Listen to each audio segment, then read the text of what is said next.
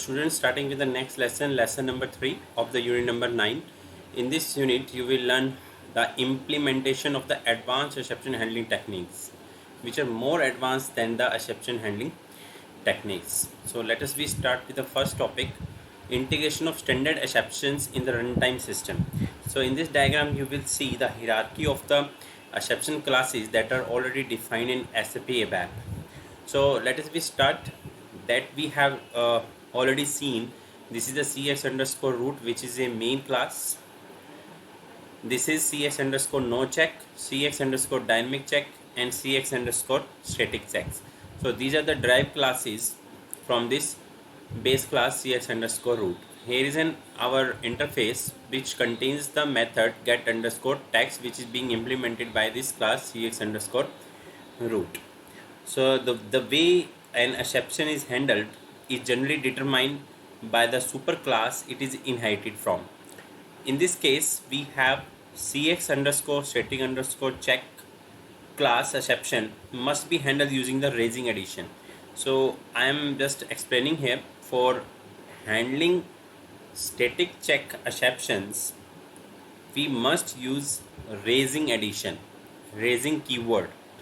Otherwise, a warning message will be displayed. For CX underscore dynamic underscore check, no warning message will be displayed from the syntax checks. However, if they are not handled during program execution, runtime error will occur. CX underscore no underscore check exception cannot be propagated explicitly using the raising addition. So apart from that, we have number of classes.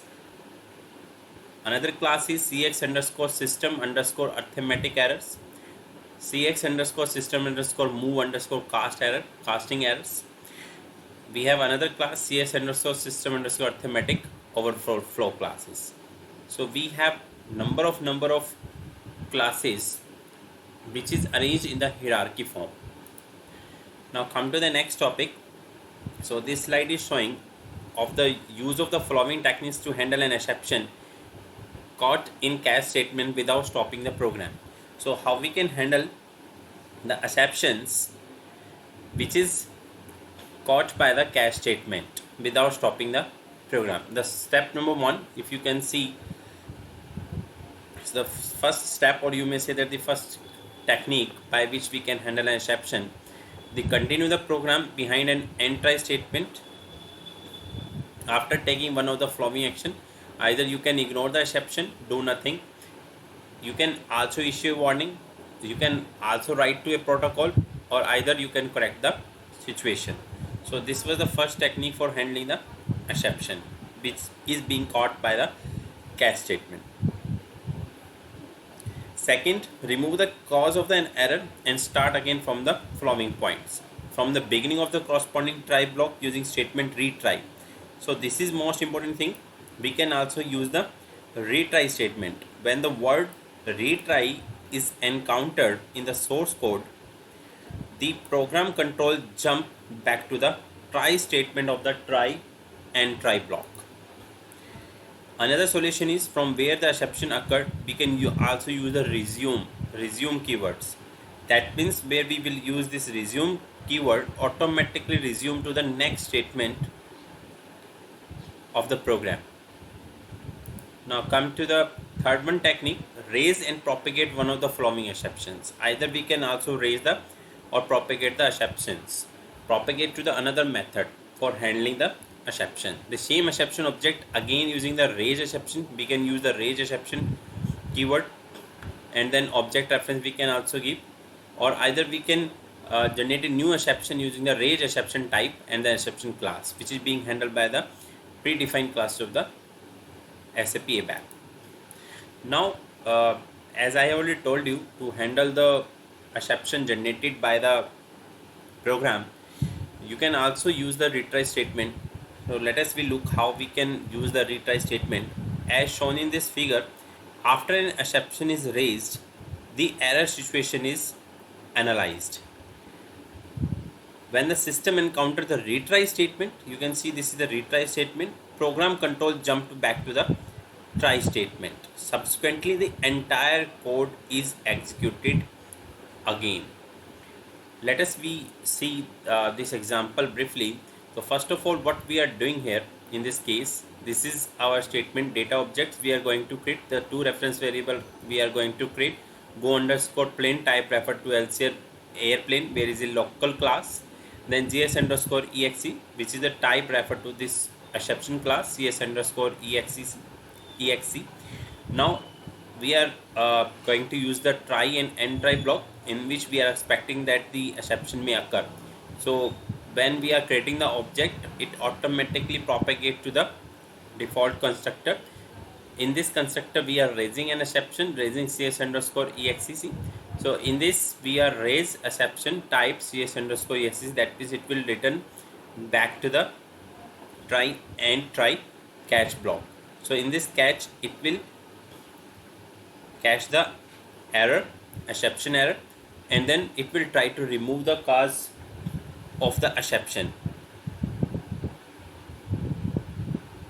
Then here the error situation is analyzed, and when the system encounter retry, the program control jump to the back to the try statement and the entire code is executed again. So this was the use of the retry statement, jump to the try statement and re-execute the coding. The resume execution after resumable exception. This title is different. Let us see how the resume will work. Again, this is our try block. We are creating the object, that means it will call the constructor. In this constructor we are calling the another method, and then we are here the use the raise resumable exceptions. So generally when we use the resume, then we use raise resumable statement, or in case of definition we will use raising resumable. So after no exception found, then it will return back to the next statement, and if it is found resume, then it jump back to the raise resumable statement. In order to resume the normal processing after an exception is raised, the exception is first handled using the catch before unwind statement. Subsequently, it will check for its resumable property. If the property is set to be true, then the resume statement is executed. However, the raising and the propagation of the exception are handled by the get underscore tag underscore attribute method. So that was the use of the resumable exception or resume execution after a resumable exceptions. So that is the same thing that we have already done. The slide is same. Now re-raising an existing exception objects. How we can re-raise a particular exceptions. So when the catch statement is encountered, you can see again this is the program, and we are creating an object and then constructor is being called. In the constructor we are again re-raising exceptions. So in this case you can also, we are also using the try and end try in case of constructor. So when the catch statement is encountered, exception handling is done by the constructor. The call statement, call method, you can see this is call method statement in the constructor calls the method get underscore tag underscore attribute, which contains the raise exceptions as shown in figure. The exception object of the constructor is passed to the reference variable of the catch statement, reference variable of the catch statement in the main program.